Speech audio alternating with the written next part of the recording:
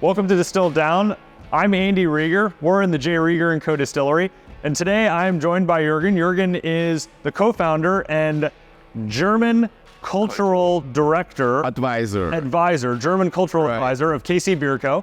The reason why Juergen's here today is that Rieger Co partners with KC Bier Co for the only beer that we serve on site in our distillery.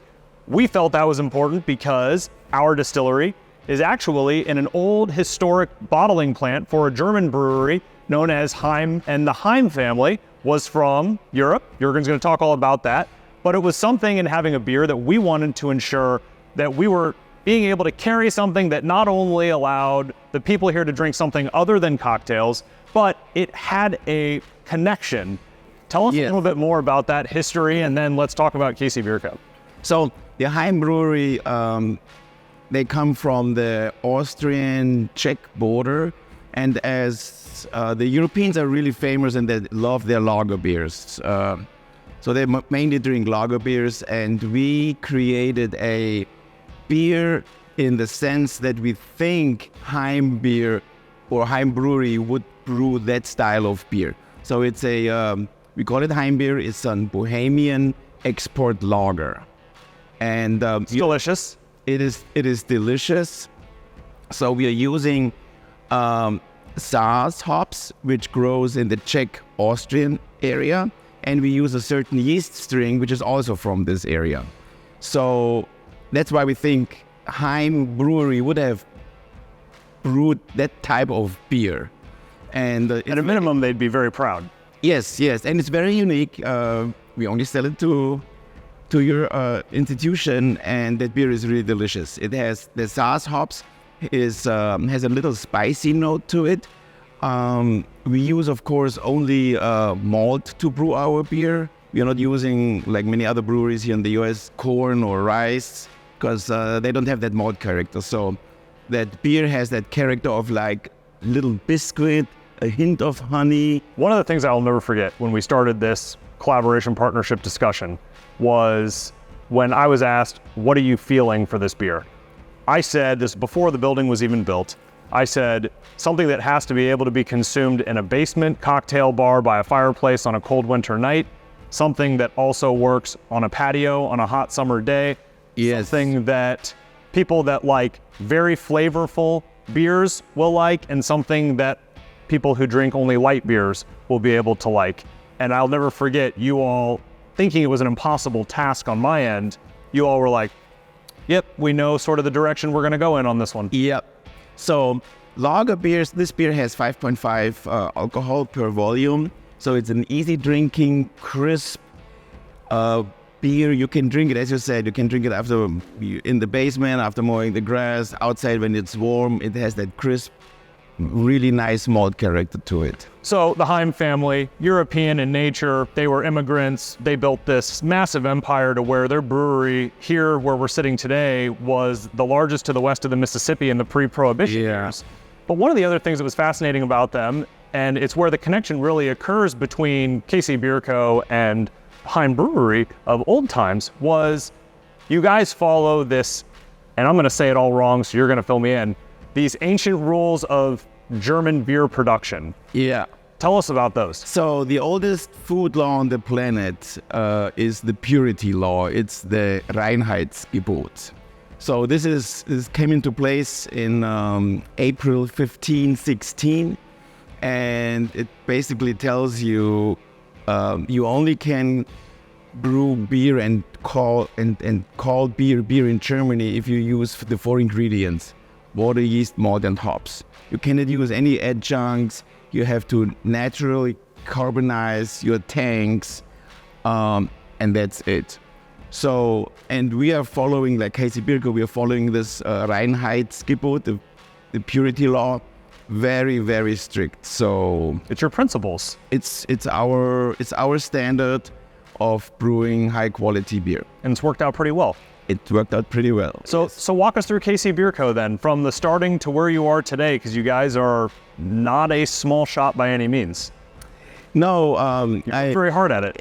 yeah. Delicious product. I met my business partner 20-something years ago in Dallas, and we were both in financial finance jobs. He was in the commercial real estate. Those people that are in finance, those people are such dorks. Yeah, so I got yeah, I know. So we connected real quickly about beer because he's a home brewer. He wrote books about beer. He is the encyclopedia of beer. You can ask him anything. He knows everything about beer. So long story short, in Dallas, 100 degrees in the summertime, we brewed beer in his garage, and I was the assistant brewer. And he developed all the recipes. And he said, Juergen, at some point when I early retire, we open a brewery. Are you in? I said, sure, I'm in. I quit my finance job. I do something fun. So 2014, he early retired. I moved to Kansas City. And he moved back to Kansas City, where he's originally from.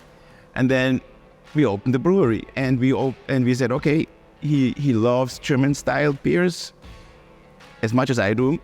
And then it was pretty clear what we are doing. We do German-style beers.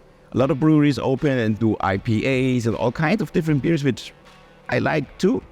But we said, no, we're doing that niche of German-style beers according to the Reinheitsgebot. We import all our ingredients from Germany. It's costly, especially nowadays after Corona, but we are very strict with that. And yeah, so far we're pretty successful. You started very, very small though. Now you've grown much larger. Sort of walk us through the growth path from 2014 to 2023. So, of course, we do have investors in the company, and we bought our first system. And one tool to measure the size of a brewery is your capacity, your cellar capacity, which means how many barrels can you store in your tanks. So we started with 8 tanks, 60 barrels. So our capacity was 480 barrels. Now, and we are maxed out, we are 2,800 barrel capacity, and the brewery is now, there's no room for so they're any operating 100% anymore. No. Every minute. A couple of years later, 2-3 years later, we started bottling. So we did the keg business first to introduce our beer to restaurants and bars. We also have a tap room and family-friendly beer garden attached to as a promotion vehicle for our beer. And then, of course, we had to, at some point, we had to be on the shelf. So then we bought a bottling line. We rented the second building aside from us and started bottling. Fun. So when you guys then, in 2018, when we approached you all for this idea of partnering to create a unique beer specifically for a single company, institution, whatever you want to call it. Yes. Where was your guys' brain when that comment or that conversation became of light? Were you opposed because you're like, we can't make custom beers for everybody? Or did you really understand what we were trying to do and build here? Or did you think we were just totally nuts? No, absolutely. We were thrilled by the idea doing with all the history of Heim Brewing, with us being 2 local companies, with high quality products, connections to the local area, family ties to the local area. So we learned and studied about the history of Heim, and our head brewer Carlton, he's a genius.